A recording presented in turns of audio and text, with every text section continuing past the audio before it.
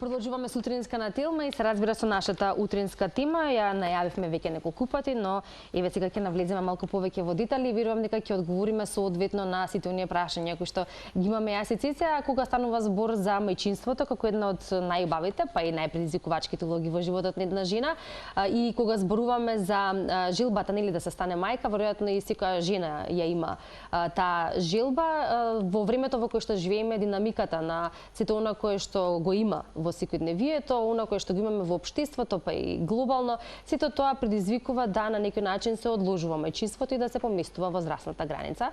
Ние ќе се задржиме повеќе на причините кои што го одложуваат мајчинството и се разбира малку повеќе ќе зборуваме за она кое што потоа се случува откако ќе се одложи или ако нели се стане мајка малку подоцна во животот, кои се ризиците, што е она кое што треба да се има во предвид како за здравјето на мајката, така и за плодот или бебето. И кога зборуваме за она кое што го нуди технологијата која рапидно се развива и во медицината, за тоа колку всушност инвитро оплодувањето може да ја оправда оваа поместена возрастна граница. Имаме доста теми за разговор, поточно точки или прашања, па може да започнеме со и да си ја представиме нашата гостина. Да, имаме и повеќе од одлична соговорничка во студиото, доцент доктор Валентина Сотировска, сениор ембриолог од Newborn Clinic, Центарот за плодност. Валентина, добро утро и добре ни дојдовте.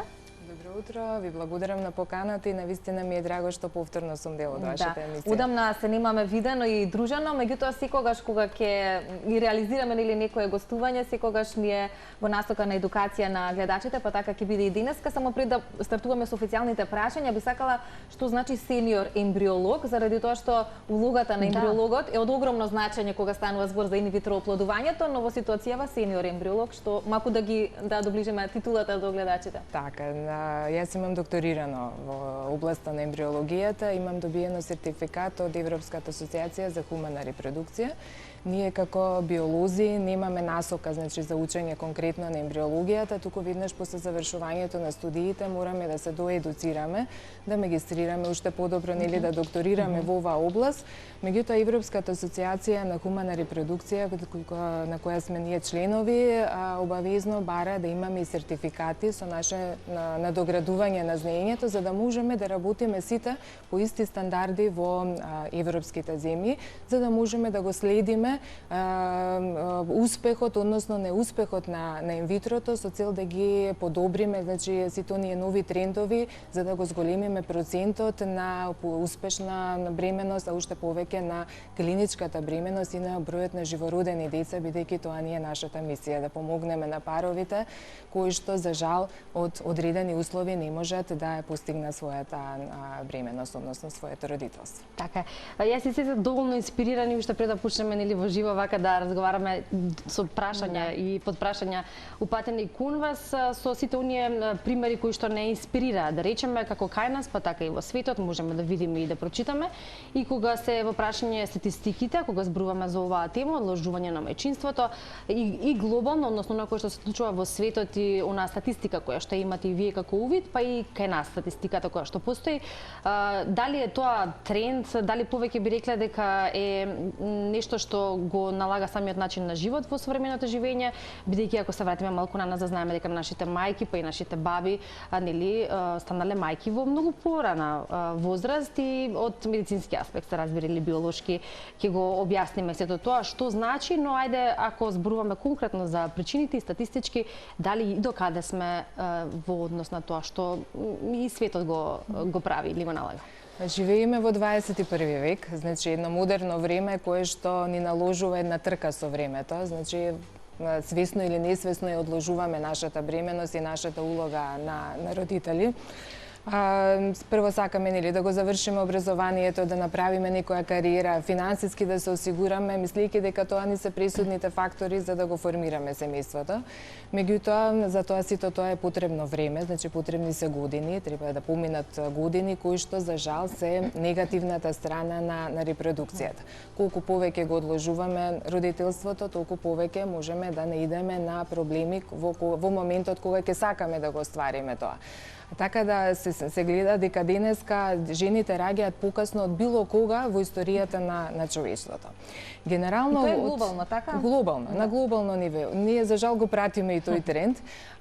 Така да според статистиката на инвитро центрите во нашата земја што ги имаме, се смета некаде, пресметавме дека околу 38 до 40% од вкупната бројка на инвитро постапки се кај пациенти кои што веќе надминуваат 40-та година, што навистина е голема бројка за една мала земја која што како што сме ние.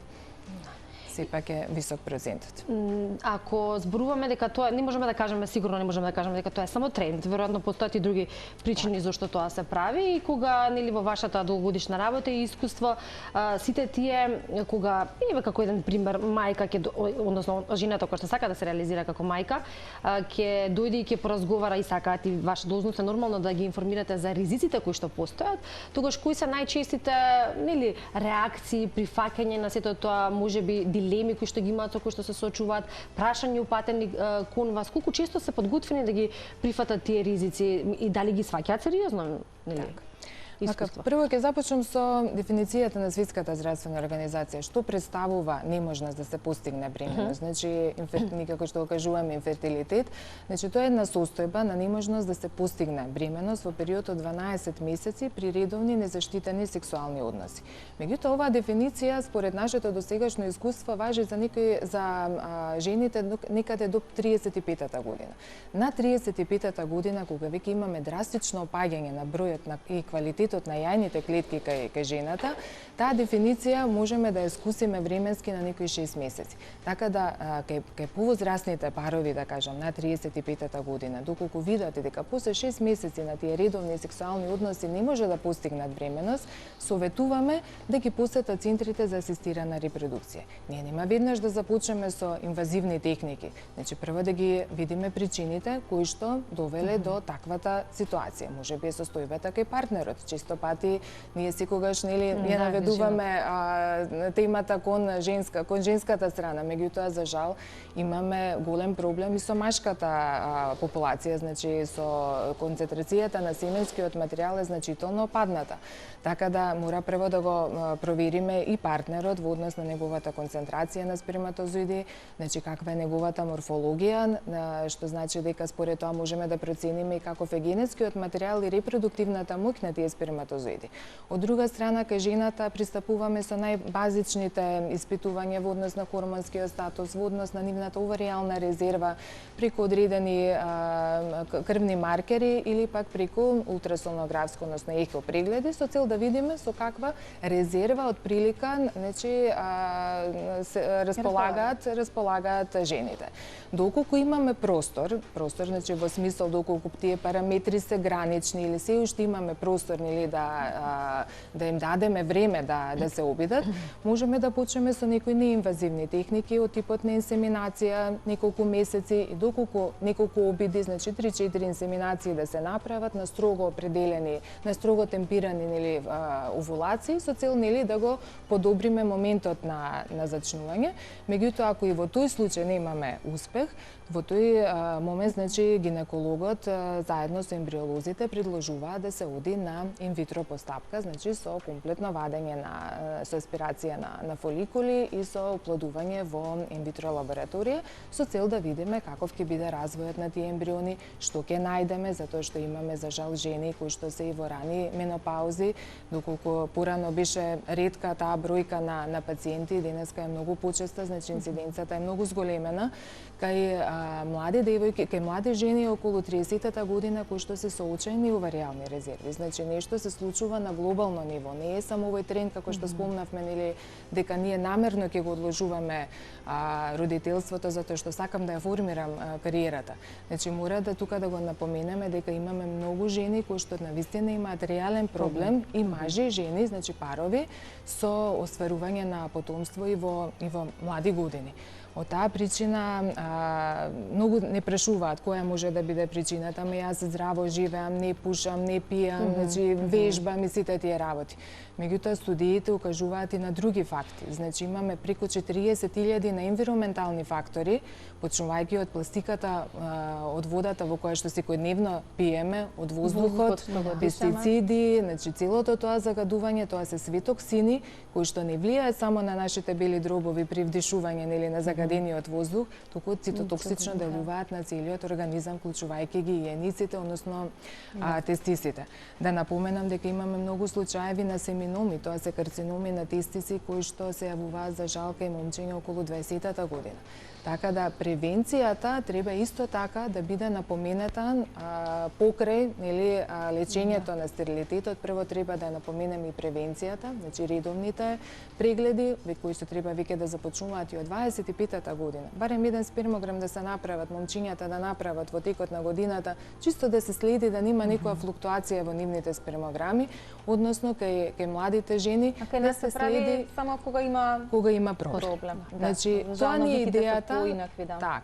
Тоа ни е идејата, значи како експерти, да кажам, специјалисти во оваа област, значи покрај лечењето на инфертилитетот да помогнеме и во превенцијата на инфертилитетот, за да немаме вулкави бројки на парови кои што имаат ваков. Дали возрастната граница или возраста на мајката зависи односно игра улога во тоа дали инвитрото ќе биде успешно? Дали има разлика ако некоја жена тоа го прави во 20-тите години или некоја во 40-тите години? Колку тоа е некако поврзано и што значи да се биде мајка на 20 или на 40 и 50? Зборуваме или за првородено дете? За првородено, така.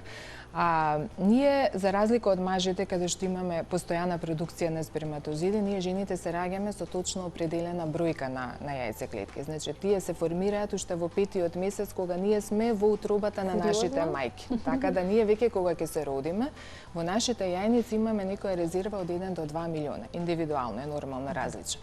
Таа бројка започнува да опаѓа и тоа интензивно после добивањето на првиот циклус, така да бројката почнува да опаѓа, особено негде после 30-та година, односно 35-та година, кога веќе се потрошени околу 90% од резервите кои што сме ги имале при самото раѓање. Така да најоптималното раѓање, време за репродукција е помеѓу 20-та и 30-та година. Значи, ние топло препорачуваме барем едно дете да се роди до 30-та година, а со репродукцијата значи, да завршиме до 35-та година. Затоа што проблемите настануваат токму после тој период поради акумулација на генетски проблеми кои што настануваат во самите јајцеклетки. Иста е слична е состојбата и кај мажите, нели? Кај нив имаме постојана продукција, меѓутоа не е исто да се биде татко на 20, 30, на 50 или на 60 години. Затоа што и на 60 години има репродукција нели на сперматозиди. Меѓутоа сперматозидите не се заобиколени од старосното случување кое што се случува во целиот организам. Ние ако погледнеме слики какви сме биле на 20, 30 и на 60 години се гледаат разлики. Такви разлики има и во клетките. Значи има и во сперматозидите, особено во јајните клетки, односно во целиот организам. Не се со ист квалитет. Не се со ист нормално. Значи и таму веќе има промени во генетиката и на тој начин ослабува и репродуктивната моќ кај повозрастните. Но сведоци сме дека некогаш има исклучоци и некој може по природен пат да остане нели да остане некоја жена бремена, родителите нели да се на малку повозрасни. Има ли да речам ризици по однос на нели детето? Како што може да има и ризици по однос на самите родители, ако се малку повозрастни, се разбира. Така, нормално, самата возраст си го прави своето. Со самото старење, да кажем, на организмот се акумулираат и други коморбидитети, некои хронични заболувања кои што може да се јават после 40-та, после 50-та година. И доколку се случи бременост на таа возраст, самата бременост бидејќи представува во една нова состојба за организмот, може да биде тригер, односно двигател на нови случувања во организмот, кои што за жал може да делуваат негативно врз здравјето на жената, особено во по здравјето на детето. Често пати студиите покажуваат дека кај жените кои што раѓаат над 45-та година, над 50-та година, се зголемени шансите за појава на повисок крвен притисок, за преекламси, предвремено раѓање на децата. Дури студиите покажуваат дека 80%, 78 до 80% од жените завршуваат со царски рез поради промена во мускулатурата на матката и нормално, значи целиот тој напор, сепак бременоста на таа возраст е напор за организмот, за да може да се заврши како што треба. Така да со цел да се исклучат таквите можности, не велиме дека на помлада возраст дека не може да се случат истите проблеми, меѓутоа статистички земено поголеми медицински компликации може да се случат при понапредната возраст на бременост. Доктор Валентина, убаво споменавте на почетокот, ако зборуваме за како да кажеме посоодветно примери или категории, да кажеме, на жени кои што може би имале многу обиди со својот партнер или со својот сопруг да создадат дете, поточно да направат дете, кои што биле неуспешни и од таа причина понатака мораат со овие алтернативи кои што постојат, како што инвитро плодувањето, и онаа друга категорија кои што можеби има друг фокус во тој период од животот, сакаат да се реализираат како родители, но сепак тоа го оставаат за малку подоцна. И кога зборуваме за таа категорија или за тие такви идни родители кои што на тој начин сакаат да се реализираат, ако зборуваме за сите оние опции кои што се нудат, како што е пред се инвитро оплодувањето и тоа кое што го имаме кај нас како достапност. Знаеме дека многу е мал процентот на инвитро оплодување кое што се случува или е успешно од прв пат, обично тоа се по неколку обиди, а исто така и кога зборуваме за замрзнување на јајцеклетки, нешто кое што го прават жените кои токму така свесно сакаат да го одложат мајчинството, исто така и тоа е процес или е малку поедукативно да кажеме и да се информираме што тоа значи, на кој начин се прави, што тоа значи за квалитетот на јајцеклетката, за колку временски период може да се замрзне, колку потоа тоа може да биде успешно. Што вели вашето искуство? И дали имаме замрзнување тука на нашите простори, дали постојат? Да. Значи, првото бебе од замрзната јајна клетка е родено во 2013 година.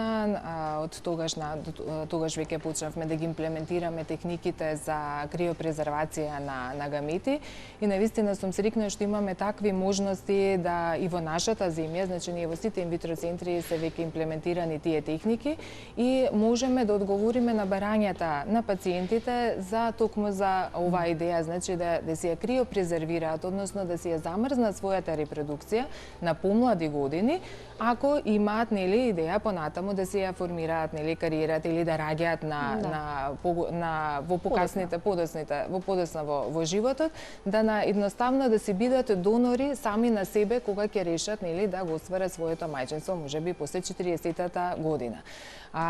Доколку ги замрзнеме јајните клетки порано, толку ни се поголеми шансите истите тие да преживеат, затоа што јајната клетка е најголемата клетка во женскиот организам и таа е полна со вода за разлика од другите клетки во човековиот организам и во самите процеси на замрзнување може да дојде до раскинување на клеточните структури кои што се наоѓаат внатре и доколку самата јајна клетка е со полош квалитет, например ако замрзнеме јајни клетки кај 45 годишна жена, тука прво е прашање дали воопшто ќе најдеме јајни клетки, меѓутоа ако најдеме јајни клетки, тие веќе ќе бидат со лоша генетика, со лоша морфологија, со помал репродуктивен капацитет и ако ги замрзнеме таквите јајни клетки, големи се шансите да не преживеат при нивното одмрзнување, значи да се случи нивна дегенерација.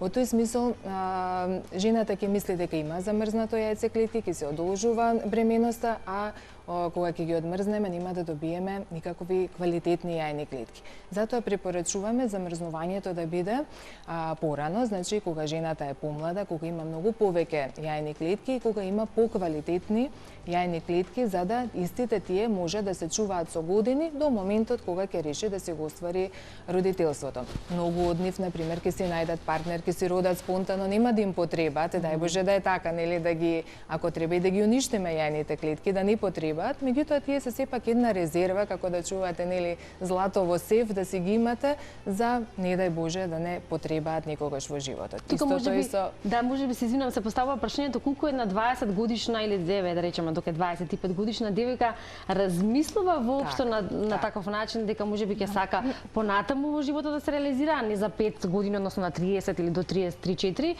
за да може во тој период да замрзне. Така, се уште нормално, ова е се уште нова тема, нови размислувања, меѓутоа како што оди трендот на живење, стилот на живење, мислам дека веќе во светот се повеќе и повеќе се замрзнуваат јајни клетки токму од овие причини.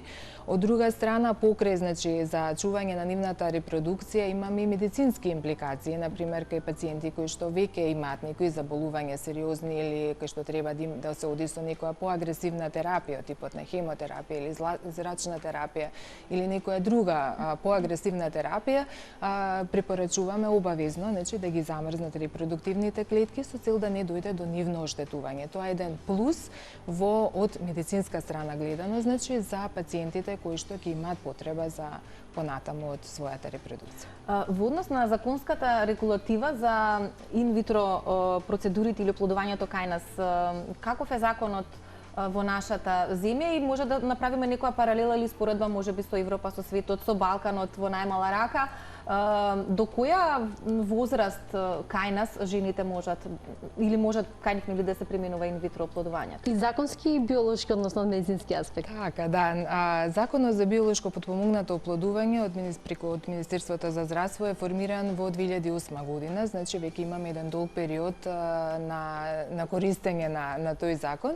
И можем да кажем дека еден од полибералните закони во Европа па и во светот, затоа што немаме возрастно ограничување за изведување на инвитро постапка кај жените. За разлика од другите земји каде што веќе е воспоставена таа возрастна граница и некаде е до 50-та година од животот на жената, без разлика дали се работи со нејзини сопствени јајни клетки или се работи со донација. Кај нас немаме такво ограничување во однос на возраста и треба да се размисли до каде навистина од медицинската страна можеме да одиме со обидите за забременување. Затоа што со своји сопствени јајни клетки веќе се препорачува да се оди до 42-та, максимум до 45-та година, затоа што самите резултати го покажуваат тоа. Максималната што е објавена возраст со кој што жената родила со своји сопствени јајни клетки е 45-46 години. На таа возраст веќе обидите можеби ќе најдеме јајна клетка, ќе оплодиме, ќе формираме ембрион, меѓутоа најчесто завршуваат со спонтани абортуси или воопшто со негативен резултат од причина што, како што напоменав, се акумулираат многу генетски абнормалности. Ние тоа го гледаме во лабораторија, ние ќе оплодиме јајната клетка. Меѓутоа гледаме дека во ние први денови на зачеток имаме прекин во делбата на клетките. Се добиваат абнормални ембриони кои што немаат понатаму потенцијал за имплантација. И ние сме реални со пациентите, значи формираме тимови, објаснуваме на пациентите дека навистина не треба по секоја цена да се оди, да се прави доколку гледаме дека навистина нема ефект. Затоа што не знаеме, има жени кои што направат и по 10, по 12 инвитро. Тоа се огромни стимулации кои што се прават. Значи хормонска надворешна терапија која што се аплицира кај жената, да го напоменам и психолошкиот аспект кон жената. Значи, што жената претрпува, не само жената, нормално и партнерот нејзин, сопругот. Меѓутоа, големи се тие жени борци кои што го поминуваат целиот тој пат за да го остварат мајчинството. Така да во тие моменти, значи кога гледаме дека не може да се постигне бремено со сопствените јајни клетки, го препорачуваме оној план Б, односно донацијата. Меѓутоа и тука се поставува прашањето и со донација до каде треба да се оди. Значи не по секоја цена да одиме по онаа тенка линија, гледајќи нели и медицинската страна на на целиот тој зафат. Така да треба да мислиме и на здравието на жената, затоа што не треба здрави мајки за да може да го гледаат тоа дете понатаму. Така е. Привршуваме со разговорот и вака само како за крај, да речеме дека овие млади интелигентни или како да кажеме напредни генерации кои што гледаат најразлични примери и покрај тоа што живеат во време каде што како што кажавме и технологијата многу брзо напредува и можности за подоцна да се реализираат како родители се отвораат, но сепак да ги согледаат сите оние ризици, па и тоа што значи или што ни е дадено од природата и што велат нели докторите и што кажува науката за тоа кога е вистинското време да се реализираат пред се жените како мајки, а подоцна и нели самото семејство, поточно родителите. Па една за крај ваша препорака во однос на превенцијата што ја споменавте како дополнување едно за сите млади жени, девојки, за сите оние кои што сакаат да се реализираат, се разбира, во иднина како мајки, што е она што треба да го практикуваат. Па и за мажите, нели рековме и тие има обострана. Двата партнера ни се потребни за родителство. Само едно нешто ќе напоменам, една мисла, вика кога ја прашале природата што мисли за инвитрото, природата рекла јас сум природата, а вие сте ми техничка поддршка. Така да не треба да се заобиколува природните настани во организмот. Значи превенцијата на прво место, редовно јавување, навремено јавување во центрите за асистирана репродукција, значи доколку веќе видиме дека немаме можности да го ствариме родителството, за да ги спречиме сите оние проблеми, компликации кои што би можеле да настанат со текот на годините. Благодариме многу за вака убаво стручно објаснување кога зборуваме за одложувањето на мајчинството, дали свесно или од други причини за кои што зборувавме дека постојат и една така едукативна утринска тема и разговор кој што можевме да го реализираме денеска утринска тема. Благодарам на поканата.